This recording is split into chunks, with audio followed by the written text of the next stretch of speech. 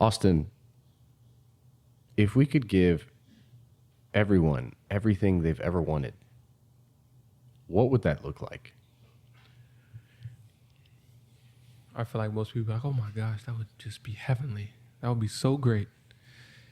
But you know what I think? I think that would be a shit show. You know why I think it would be a shit show? Because you're not ready. Oops, sorry. Oh shit. I might have just said something. I hurt your feelings. But sorry. You know how your parents say something to you when you're younger and it's like, oh, it's not the thing that you want to hear, but they say it because they know that you have to hear it. It's like, oh yeah, that may hurt your feelings, but sorry, it is what it is. So Uncle Duff, Daddy Duff is here to, give you guys a little wisdom. So Big Daddy Duff is in the house. You know what I'm saying? So if I gave you everything that you wanted right now, if your wish was $10 million, you wanted $10 million right now, and I gave you $10 million, you know what would probably happen? You wouldn't go off into the sunset with a new Lamborghini and just live the rest of your life peacefully and wouldn't have to, worry about money ever again. You know what you would probably do? You would probably go get that Lamborghini, go get your mom a house, maybe go get your dad a house. Even if they're together, you can get them 2 separate houses. You go get your sister a house. You go pay for that. You go pay for this. You go pay for all these clothes. You go pay for a whole bunch of bullshit that you don't need. You go pay for a $5 million house that you don't need. You go pay for that. You go pay for that. You go pay for that. You go pay for that. Fast forward a year or two, broke as hell, broke again. Your shit is getting repossessed. Now, why is that? I gave you $10 million. I gave you what you wanted. I gave you everything that you ever asked for, right? Yeah, I did. But what'd you do? You shit it all away. Why? I believe because you're not ready. And I believe most people aren't ready for most of the shit that they want. You think, and we can go to a smaller level and increase as we go through the podcast. But for you to understand, when we were young, right? Most people had some form of fucking martial arts, karate lessons, all that shit, right? You see that you have a white belt at the beginning of the class. You see people with green belts, see people with yellow belts, orange, blue. Every now and again, you'll see somebody with a black belt and be like, oh shit, whew, they got a black belt. They're shit, man. You see that, and you're like, man, ooh, the next level is yellow, but shit, I want a green belt. I want to get that green. Let me do that. And you ask the teacher, hey, I want a green belt. Can you give me a green belt? You know what they're probably going to tell you? No. Why? Because you haven't done all the things that requires you to get that green belt, to get that yellow belt. You haven't done all those things that allows you access to that. So for you to get $10 million, for you to get whatever it is that you want, you're going to have to do the things that get you ready for that. We're going through an experience right now of entrepreneurship and owning businesses at 25. We started a year ago. And when we do get the success that we want, because it's going to happen, because we're putting in the work, we know better than to blow it all away. Why? Because we know how hard it was to get there. Probably years in the making. So having somebody say, hey, look, I want this. Oh, just give me $1 million, please. Or you have a rich uncle, rich cousin, whatever. They could be an 8-figure person, a 9-figure person. Like, oh yeah, just give me $1 million. Oh yeah, just blah, blah, blah. It's nothing to you, right? Sure, it might be nothing to them. But if they just gave you that, what would you do with it? If you don't know how to take care of your measly savings account, your measly whatever you have tucked away in your pillow or whatever, what makes you think if somebody gave you $1 million, if somebody gave you a full-fledged company, if Jeff Bezos gave you Amazon and said, hey, look, I'm going to give you Amazon. Here you go. that you would know what to do with it. You can't even handle your work that you do at your job. And you're like, oh, yeah, man, if I was Jeff Bezos and he gave me Amazon, oh, yeah, I would be killing it. You would run that shit in the ground in less than a year. So all that to say, most people are not ready for the things that they want. But, Jose, I've talked enough. Can you please enlighten them with your wisdom about people not being ready and why they're not ready? Absolutely. And one of the things I want to add to this is that when you haven't prepared in advance, when you're not ready to be endowed with a blessing, let's say, you haven't developed the character to obtain and maintain such a reward. Right. You've heard about the statistic where 70% of lottery winners go bankrupt within a few years. 70%? 70%. And they usually end up in worse scenarios than they were prior because of their habits and their actions. And that's because money does not make you bad. Money just amplifies your negative and positive characteristics. Ooh. Yes, sir. And not just money, abundance. So that can be an increase in attention is going to amplify your positive and negative attributes. We've seen that. Oh, definitely. An increase in responsibility. It might give you a sense of power and greed and thirst for those things, or it could bring out your altruistic nature. You could be a person who's very compassionate, really just wants to help others and stand up for misrepresented groups or help underrepresented groups. Right. But it could also be the complete opposite. And one of the things that I find very interesting is that if you haven't bled for something, you don't know the equivalent value. Because $1 million to somebody who comes from a family-owned business that is multi-generational and has been very prosperous and successful, say an individual who inherits a subsidiary of Rolex, is not going to mean the same that it's going to mean to you and I. Not even close. Who have bootstrapped everything from the ground up, including our own boots. And it just comes down to a matter of fact and oh man, this is crazy. This is crazy because I feel like you actually can't value something if you've never been in a position where you had to strive for it. I think you ruin the taste of something once you have something just that's astronomically out of this world. Like you can't enjoy a simple steak when you've been to a 5-star Michelin steakhouse. It's very difficult to go back into that spectrum. And so I have something written here that I actually want to mention as well. This is actually why first generation and second generation children from immigrant families have been shown to underperform and normally squander the success and the progress that their parents have made. And that's because they don't have the same, I don't know about that, Austin, but anyways. You think? Yeah, I think. But they don't have the same level of ambition because generally, if your parents were immigrants to the United States or to another country and they're looking for a better opportunity, they come here with little to nothing and they're like, hey, it's not get rich quick. It's get food on the table and make sure that my kids have a better life than I did.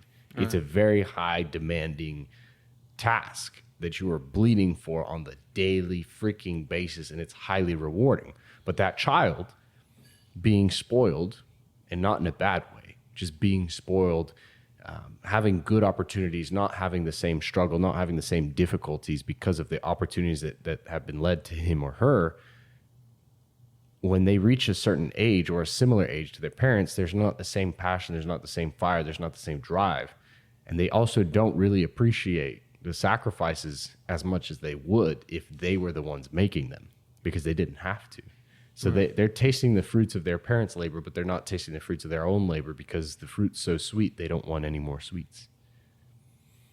But you have something very interesting here. And I'm going to challenge you. That I'm going to rebuttal. Yes, because I think you're thinking of it from the perspective of we weren't ready for it when we went. And I'm not saying that.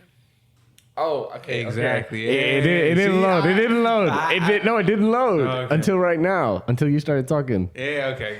So Okay, yeah, we're gonna have to switch where we host our notes. yeah. I know it's not quick as far as the load up time, but because when you said that, I knew exactly what you were thinking. Because but I just saw we were ready for it. Yeah. But so there's this restaurant that I agree. Then oddly enough, we saw this growing up, and we will walk past, not directly past it, but it would be on the other side of the street. There's this side of the street, which is basically you need money to go on this side of the street. And there was this side of the street. Growing up, we would walk this side of the street all the time. And we would look and be like, hey, man, you see that restaurant? Yeah, that looks like some classy people are going over there. Like, they look like they have some money. Whenever we, get some shit going, we're going to go over there. And at the time, we didn't necessarily look at it like, man, fuck those people. Man, that's some bougie shit. Fuck them. They're trying to shit on us, blah, blah, blah. No, we didn't hate. We weren't looking at it like that. Because when it was our time to go there, we would go. Mm-hmm. Mm-hmm. And at the time when we were young and figuring out life, and we're still figuring out life, but figuring out what we want to do and all that type of shit, we weren't ready to go to that restaurant. And the restaurant is called Perlas. Yeah, you know what I'm saying? That's good. Hey, you know what I'm saying? Mujeres bonitas. Mujeres bonitas. Aquí. Aquí. El hombre muy hombre. Yeah. El hombre más macho de todos los hombres. Sí. You know Austin Goffin. César sabe. There's a lot of jokes in there that y'all don't need to know about, but you'll know about in the future when we have our Patreon podcast coming soon. So. And shout out my Hispanic community. There you go. Why did I say my Hispanic community? Like they are your Hispanic community, bro. The Hispanic community in Texas where we reside and whatnot. And of course, shout out my brothers and sisters. But can't forget. Yeah. But so we weren't ready for Perlas at the time, right? Mm-hmm. Because we didn't have the experience. Well, we don't have the experiences yet that would build us for that moment.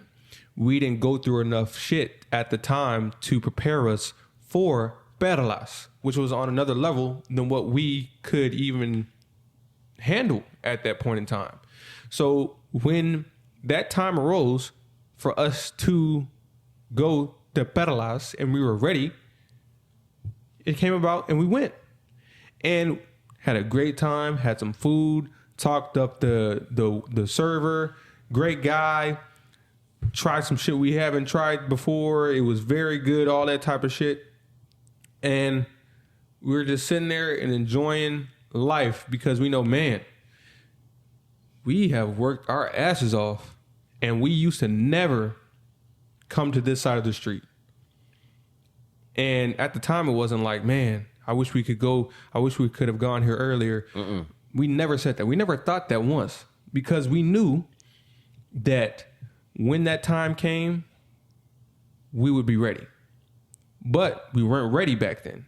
So whenever that time comes, whenever we built ourselves up to the people that we said that we were going to be, when that time comes, then we can go.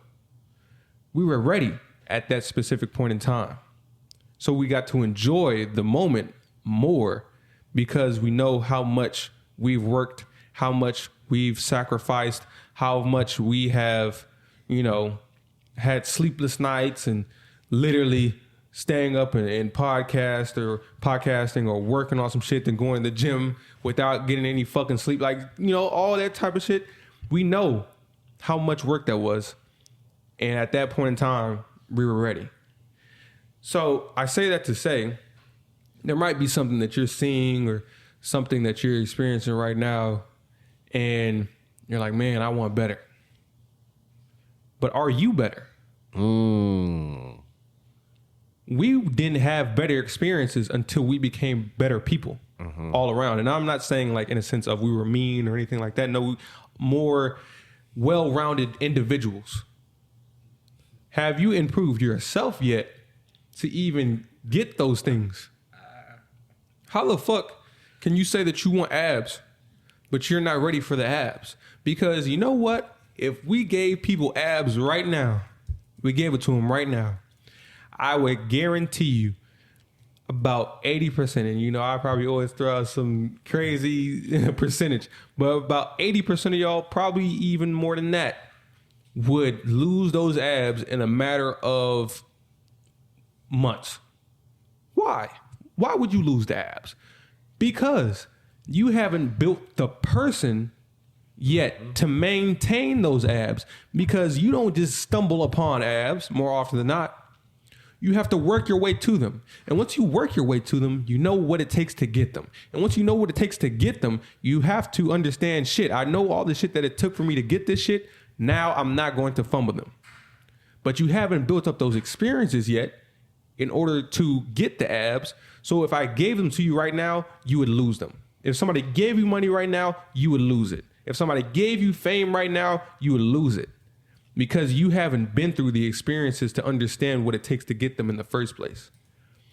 So if you're looking for something, you're like, man, I want this. I'm ready. If you're saying I'm ready for this shit, you're probably not ready. Yeah, if you have to say it. Because we weren't saying, oh, I think we're ready for peddlers now. No. We just found ourselves there and so like, oh shit. Damn. I remember we were on that side of the street. We couldn't even get to this side of the street. And now we used to just be on the south side of the street. Right. And now we're on the north side of the street, which is even more. Mm-hmm. I'm telling you.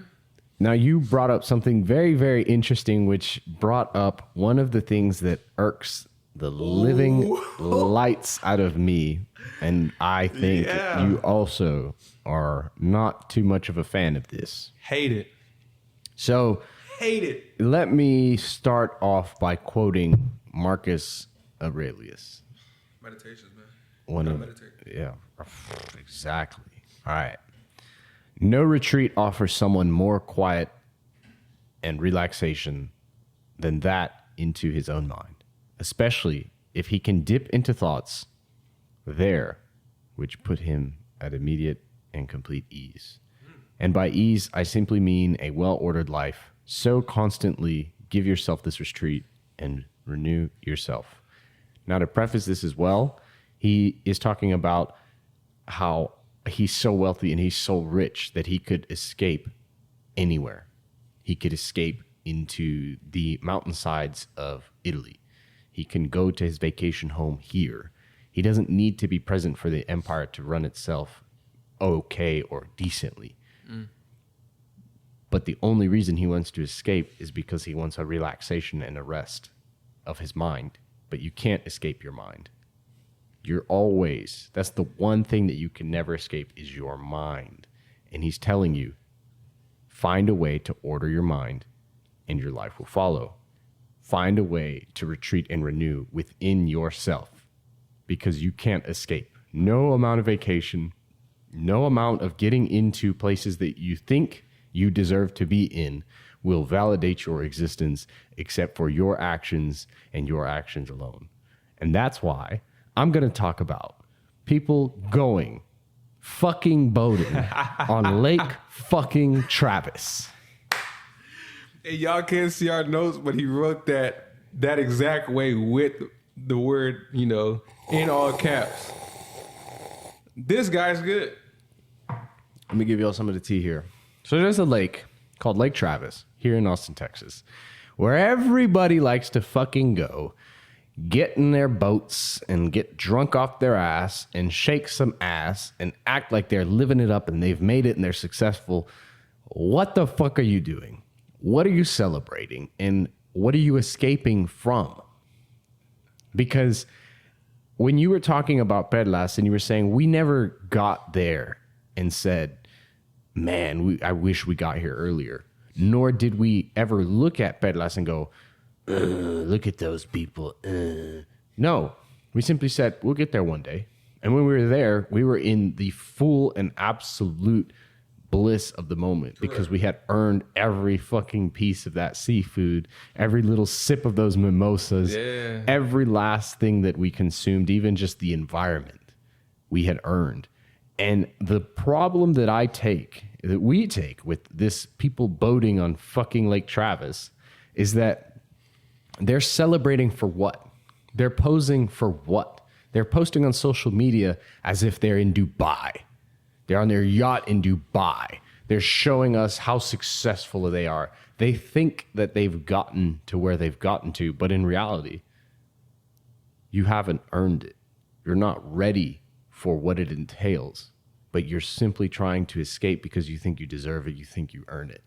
And hey, I'm not dogging on y'all for having vacation and having fun and doing some stupid shit, because sometimes we like to do some stupid shit. But what I am dogging on you for is for the mindset that you carry while you do it. Because those people who do that like to think that the world is inferior to them. And I will allow y'all to do with that statement what you will. I won't break it down, because if I do, it's not going to be a nice follow-up. Personally, I like to hear that shit. You know, I like when Jose gets in his, you guys are fucking up bag. I like that. It's fun to be a part of. But to kind of expound on that a little bit, you said it in a nice way for Jose. I kind of want to say it in a not nice way. Fucking go for it, man. So, let's be honest here. Most people that are on those boats that we see, we know the people on the boats. Oh, yeah. Definitely. One. You know what's crazy? What? Have you ever been invited to a boat party? Probably not. Yeah, exactly. What does that tell you? Like, these guys are not going to fucking come in anyways. And also, they pull up, they're going to be like, I was going to say, first thing, I know you people, some people that are doing it. Most people that are doing this shit that I know aren't doing so great. So what are you on a boat for anyway? That's one. Two, it's probably not your boat. So you're on a boat doing all this extra shit and you don't have your shit together. Then you're on a boat that you don't own, posting it like you're just, again, Jeff Bezos or Elon Musk or some shit. What the fuck are you doing? So it's fun to act. I guess. Must be. I personally don't like that shit. Maybe when I was younger, I was still kind of illusion. Maybe I tried to a little bit, but no, now I hated it back then. Yeah. I hated playing the game. Yeah. Now I hate that shit for sure. And I'm not going to sit here and act for somebody. But if you're doing all that on a boat on Lake Travis, right? And you're saying, man, why didn't I get that promotion? Man, why didn't I get this bonus? Man, why didn't I get this deal closed? Man, why didn't I do this in my life? Why is my life going like this? Why am I not happy? Why am I blah, blah, blah, blah, blah? Why? You may view it as something as small as a boat ride on Lake Travis. That may be small to you. But if you dig a little deeper in that little boat ride, you know what I'm seeing? I'm seeing a level of undisciplined actions. You're not disciplined. I'm seeing a lack of work ethic. I'm seeing vanity. I'm seeing a lot of negative things that is not leading you to get to where you want. Now, I'm not saying that if you're trying to be successful, you can't have any fun. But at a certain point, when you're on this pathway to trying to be something, trying to be the thing that you want to be, you realize that, what am I even doing this shit for? Like, why am I out here on this fucking boat? What is this going to get me? There was a lot of things that I was doing earlier on some years ago that I was doing. Now I look at it like, why the fuck was I even doing that? What's the point? We got shit to do. I talk about this with you all the time. It's like, I used to go buy clothes, buy shoes. Now I don't wear any of them shits. They're all in my room. I don't wear any of them. I don't wear 90% of my closet right now, which I'm going to give to Goodwill probably soon anyway. I wear the same pair of workout shoes because I'm at the gym. And then, you know, some nice little Birkenstock little, you know, sandals. That's it. And of course, work shoes, business shoes, you know what I'm saying? Yeah, that's it. I don't wear any of the shit that I paid X amount of dollars for, all that shit. So you realize, what's the point? Is it getting me to where I want to be? No. Then stop doing it. But while you're in the process of doing those things that don't matter with the people that don't really care about you, you're wondering why I'm not getting this shit or why these opportunities aren't coming my way, because you're showing the world around you, you're showing the people that have the things that you want, you're showing God that you're not ready for them. Mm-hmm.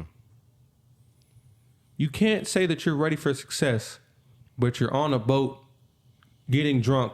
Acting like you've already succeeded. Acting like you already succeeded with people who are talking shit about you behind your back while you're on your phone the whole time listening to some music saying it's the best song ever. Then that you're going to forget next week, and then you're going to be saying the same thing on another boat, on another lake. And you're wondering why you're not ready. So that's my little spiel on that. It could get meaner, but it could definitely get meaner. You know, I'm gonna leave it at that. That's my tough love for some of y'all. But hey, I like it. The AM Club Podcast. Sign it out. Mic check. The AM Club Podcast.